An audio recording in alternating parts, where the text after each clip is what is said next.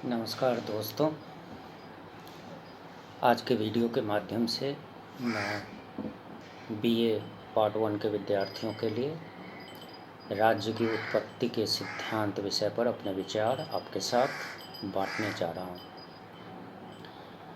जैसा कि क्लास में मैंने आप लोगों को बतलाया था कि राज्य की उत्पत्ति के संबंध में राजनीति विज्ञान में कई सिद्धांत प्रचलित हैं।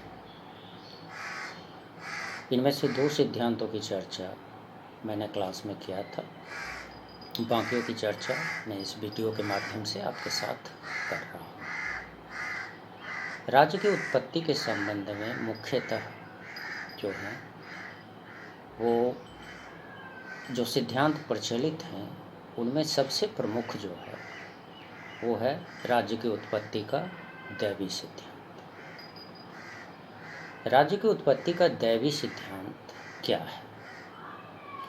देखिए, राजनीति विज्ञान में राज्य सबसे प्रमुख संस्था है और आदिकाल से लेकर के राज्य की उत्पत्ति के बारे में अंदाजा लगाया जा रहा है कि राज्य की उत्पत्ति आखिर कैसे हुई। राज्य की उत्पत्ति के संबंध में सबसे पुराना सिद्धांत जो है वो राज्य की उत्पत्ति का दैवी सिद्धांत है, जिसे हम अंग्रेजी में कहते हैं divine theory of the origin of state. अब ये राज्य की उत्पत्ति का दैवी सिद्धांत क्या है और ये क्या कहता है? तो साधारण शब्दों में इसे आप ऐसे समझ लें कि राज्य की उत्पत्ति का दैवी सिद्धांत ये कहता है कि राज्य की उत्पत्ति ईश्वर के माध्यम से हुई। यानी राज्य जो है एक दैवी संस्था, state is a divine institution. अब राज्य जब एक दैवी संस्था हो गया, यानी राज्य मनुष्य निर्मित संस्था नहीं है, ये ईश्वर निर्मित संस्था है और राज्य का निर्माण ईश्वर ने किया। अब राज्य की उत्पत्ति से संबंधित ये दैवी सिद्धांत दुनिया के जितने भी प्रमुख धर्म हैं उनके धर्म ग्रंथ में किसी न किसी रूप में ये दैवी सिद्धांत मिलता है। आप बाइबल में, ओल्ड टेस्टामेंट में देख सकते हैं, उसमें ये कहा गया है कि इस पृथ्वी और यहाँ के राज्यों को ईश्वर ने बनाया और ईश्वर ने राजा को अपने प्रतिनिधि के रूप में पृथ्वी पर भेजा। यानी न सिर्फ ईश्वर ने राज्य का निर्माण किया बल्कि ईश्वर ने अपने प्रतिनिधि को पृथ्वी पर भेजा और वो ईश्वर का प्रतिनिधि राजा है।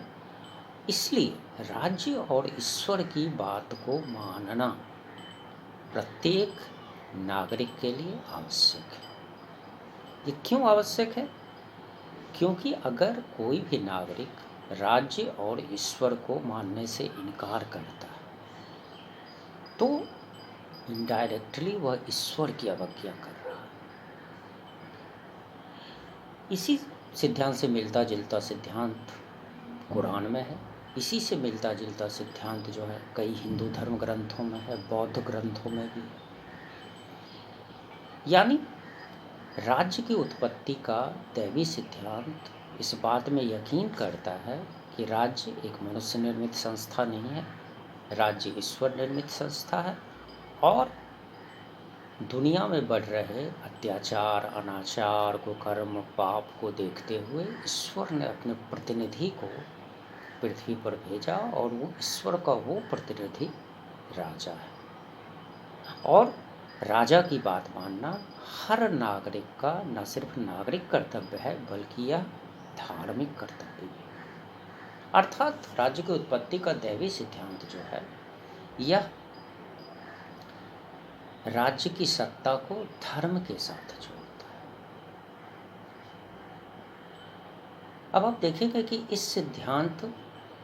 सिद्धांत प्राचीन काल और मध्यकाल तक काफ़ी लोकप्रिय सिद्धांत था, लेकिन यूरोप में पुनर्जागरण और औद्योगिक क्रांति के बाद राज्य की उत्पत्ति का दैवी सिद्धांत धीरे धीरे छीन पड़ गया और आज राज्य की उत्पत्ति के दैवी सिद्धांत के बारे में राजनीति विज्ञान में सिर्फ हिस्टोरिकल रेफरेंस के लिए चर्चा होती है। यानी आज राज्य की उत्पत्ति का दैवी सिद्धांत जो है वो राजनीति विज्ञान में राज्य की उत्पत्ति की व्याख्या करने के लिए उपयुक्त सिद्धांत नहीं माना जाता। अब प्रश्न उठता है कि इस सिद्धांत का महत्व क्या है। तो अपनी महत्ता खोने के बावजूद इस सिद्धांत का ये महत्व है कि इस सिद्धांत ने पहली बार राज्य की सत्ता को एक आधार प्रदान किया। यानी राज्य की उत्पत्ति के दैवी सिद्धांत के माध्यम से राज्य और सरकार के आदेश को आम जनता क्यों मानेगी? क्योंकि राजा और राज्य जो है वो ईश्वर का प्रतिनिधि है, और इसके कारण राज सत्ता को नागरिकों पर अपनी सत्ता जमाने, उनसे अपनी बात मनवाने, उनसे टैक्स लेने, इन सबों में काफ़ी आसानी है। इसलिए राज्य की उत्पत्ति का ये दैवीय सिद्धांत जो है वो राजनीति विज्ञान में अपना महत्व आज भी रखता है। हालांकि राज्य की उत्पत्ति के सिद्धांत के रूप में हम इसे खारिज कर चुके हैं।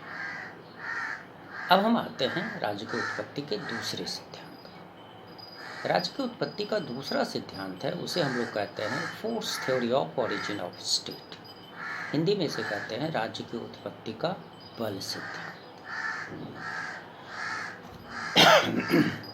ये दूसरा सिद्धांत जो है ये इस मान्यता पर आधारित है कि राज्य का निर्माण ईश्वर ने नहीं किया, तो फिर राज्य का निर्माण हुआ कैसे? तो इस सिद्धांत की मान्यता के अनुसार राज्य की उत्पत्ति एक बलशाली पुरुष ने की, यानी एक ब्रेव मैन। राज्य की उत्पत्ति एक मजबूत आदमी ने तलवार के दम पर अपने अधीनस्थ हर एक आदमी को युद्ध में हराकर उस पर अपनी सत्ता थोपकर अपने आप को शासक घोषित किया, और उस बलशाली योद्धा राजा बना, और उसी के द्वारा राज्य का निर्माण किया गया। यानी राज्य की उत्पत्ति का बल सिद्धांत कहता है कि माइट इज राइट, यानी एक बलशाली व्यक्ति ने तलवार के जोर पर अपने अधीनस्थ सारे व्यक्तियों को पराजित किया और एक निश्चित सीमा और क्षेत्र में अपनी सत्ता को स्थापित किया। वो बलशाली व्यक्ति राजा बना और उसका आदेश जिन क्षेत्रों पर लागू होता है वो उसका राज्य। ये बल सिद्धांत जो है ये राज्य की उत्पत्ति का एक महत्वपूर्ण सिद्धांत है। हालांकि दैवी सिद्धांत की तरह आज के परिप्रेक्ष्य में हम बल सिद्धांत को भी राजनीति विज्ञान में राज्य की उत्पत्ति के वास्तविक सिद्धांत के रूप में अस्वीकार करते हैं। लेकिन बल सिद्धांत की विशेषता यह है कि ये एक बहुत ही सिंपल थ्योरी है, और यह राज्य की उत्पत्ति के शुरुआती दिनों में जब चारों ओर अराजकता थी, लोग अराजकता से परेशान थे, उस अराजकता से निजात दिलाने के लिए एक बलशाली आदमी खड़ा हुआ और उसने अपने अधीनस्थ लोगों पर अपनी शासन सत्ता को तलवार के जोर पर स्थापित किया। इस प्रकार राजा का उदय हुआ और कालांतर में जाकर इसी प्रकार से राज्य का उदय हुआ। तो ये राज्य की उत्पत्ति का बल सिद्धांत। अब हम आते हैं राज्य की उत्पत्ति के तीसरे सिद्धांत। राज्य की उत्पत्ति का तीसरा जो सिद्धांत है उसे हम कहते हैं राज्य की उत्पत्ति का सामाजिक समझौता सिद्धांत, social contract theory of origin of state. Class में मैंने आपको बताया था कि राज्य की उत्पत्ति का सामाजिक समझौता सिद्धांत जो है वह इस मान्यता पर आधारित है कि राज्य ना तो एक दैवी संस्था है और राज्य ना तो बलशाली द्वारा निर्मित किया गया है, बल्कि राज्य मानव निर्मित एक कृत्रिम संस्था है जो मनुष्यों के बीच आपसी समझौते के फलस्वरूप बना। यानी राज्य की उत्पत्ति का सामाजिक समझौता सिद्धांत इस मान्यता पर आधारित है कि राज्य की उत्पत्ति एक सामाजिक समझौते के द्वारा। अब सामाजिक समझौता क्यों हुआ? तो सामाजिक समझौता इसलिए हुआ कि आज से बहुत पहले जब राज्य नहीं था तो कोई व्यवस्था निर्माण करने वाली शक्ति या एजेंसी नहीं थी। परिणाम स्वरूप चारों तरफ अराजकता फैली थी, लोग परेशान थे, समाज में अपराध, दुर्घटनाएं, हत्या ये इन सबों का बोलबाला था। ऐसी परिस्थिति में लोगों को ये महसूस हुआ कि कोई केंद्रीय सत्ता होनी चाहिए, और उसके फलस्वरूप सभी लोग एक जगह इकट्ठे हुए और सभी लोगों ने एक जगह इकट्ठा होकर के एक दूसरे के साथ समझौता किया, जिसके फलस्वरूप सबसे पहले समाज का निर्माण हुआ और फिर दूसरे समझौते के माध्यम से राज्य का निर्माण हुआ। यानी प्रत्येक व्यक्ति ने प्रत्येक व्यक्ति के साथ समझौता किया और उस समझौते के फलस्वरूप हर व्यक्ति ने अपने ज़्यादातर अधिकार राज्य को समर्पित कर दिए। बदले में राज्य ने हर व्यक्ति के जीवन, संपत्ति और समझौते को लागू करने, ये 3 अधिकार व्यक्ति को वापस मिले। अब सामाजिक समझौते के, राज्य की उत्पत्ति के सामाजिक समझौते का जो सिद्धांत है, ये आगे विस्तार में मैं आपको बताऊंगा। इस वीडियो में आप इतना जान लीजिए कि राज्य की उत्पत्ति का सामाजिक समझौता सिद्धांत जो है, ये मध्यकाल में राजनीति विज्ञान में आया और इसके 3 प्रतिपादक थे, जिनमें हॉब्स, लॉक और रूसो का नाम प्रमुख है। तीनों ने अपने अपने तरीके से राज्य की उत्पत्ति के सामाजिक समझौता पर अपने विचार व्यक्त किए। हालांकि तीनों के सिद्धांतों में मूल मान्यताएं लगभग समान हैं, इसके बावजूद तीनों के सिद्धांत में पर्याप्त अंतर है। राज्य की उत्पत्ति का सामाजिक समझौता सिद्धांत जो है, यह लंबे समय तक राज्य की उत्पत्ति की मूल समस्याओं और मूल प्रश्नों का उत्तर देने में सक्षम रहा।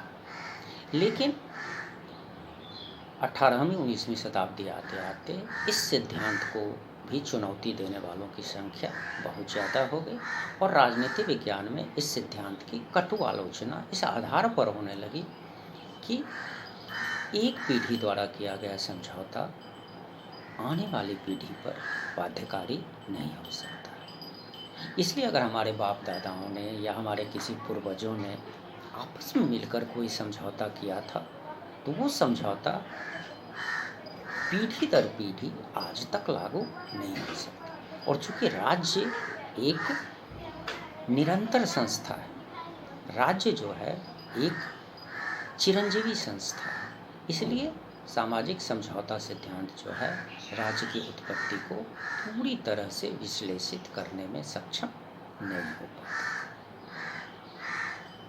इसके बाद जो चौथा सिद्धांत है वो है राज्य की उत्पत्ति का विकासवादी सिद्धांत, जो मैं आपके सामने अगले वीडियो में लेकर के आऊँगा, क्योंकि वीडियो की लंबाई ज़्यादा हो जाने पर यूट्यूब पर लोड करने में परेशानी होती है। इसलिए इस वीडियो में मैंने आपको राज्य की उत्पत्ति के संबंध में 3 सिद्धांतों, जो मैं आपको क्लास में पढ़ा चुका हूँ, उन 3 सिद्धांतों को संक्षेप में मैंने आपके सामने रखने का प्रयास किया है।